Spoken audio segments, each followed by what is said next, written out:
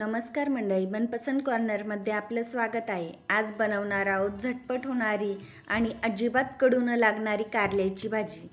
चला तर रेसिपी बघूया. त्यासाठी कढईत 2 चम्मच तेल टाकून घेतले. 1 चम्मच मोहरी टाकायची. मोहरी व्यवस्थित तडतडू द्यायची. मोहरी परतल्यावर त्यात आपण 1 कांदा कट करून मस्त परतवून घ्यायचा आहे. कांदा परतवल्यावर त्यात 1 चम्मच जिरे आणि थोडंसं हिंग टाकायचं आहे आणि तेही पुन्हा परतवून घ्यायचं आहे.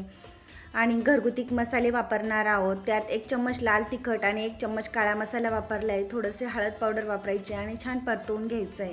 हे परतल्यावर आपण त्यात 1 टोमॅटो कट करून टाकणार आहोत. टोमॅटो छान परतल्यावर त्यात चवीनुसार मीठ टाकायचं आहे आणि थोडंसं पाणी टाकायचं आहे आणि छान मसाला शिजू द्यायचा आहे. मसाल्याला तेल सुटायला लागलं की आपण आपल्या आवडीप्रमाणे कारल्याच्या फोडी कट करून टाकू शकतो आणि त्या छान मसाल्यात मिक्स करून घ्यायच्या आहे. मसाला सगळीकडे लागल्यावर त्या 10 मिनटं वाफेवर छान व्यवस्थित शिजू द्यायच्या आणि पुन्हा एकदा वरखाली करून घ्यायचं आहे, म्हणजे कारल्याच्या फोडीला मसाला सगळीकडे लागतो.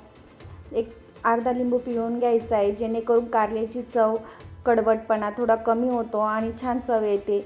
आवडीनुसार आपण साखर किंवा गूळ ते टाकून घेऊ शकतो आणि नंतर 2-3 चमचे शेंगदाण्याचा कूट टाकायचा. छान मिक्स करून घ्यायचा आणि पुन्हा 5 मिनटं झाकण ठेवायचं, जेणेकरून भाजीला छान तेल सुटतं आणि एकदम छान वाफेवर कारलं तयार होतं. चवीला खूप छान लागतं आणि कारलं शिजलं की नाही चेक करून बघायचं. शेवटी आपली कोथिंबीर मस्त पेरून घ्यायची, टाकून घ्यायची आणि मिक्स करून घ्यायचे. रेडी आहे आपली झटपट होणारी आणि अजिबात कडू न लागणारी अशी चविष्ट अशी कारल्याची भाजी. ही अशी कारल्याची भाजी एकदा नक्की ट्राय करून बघा. टिफिनसाठी सुद्धा खूप उत्तम पर्याय आहे. अगदी झटपट तयार होते.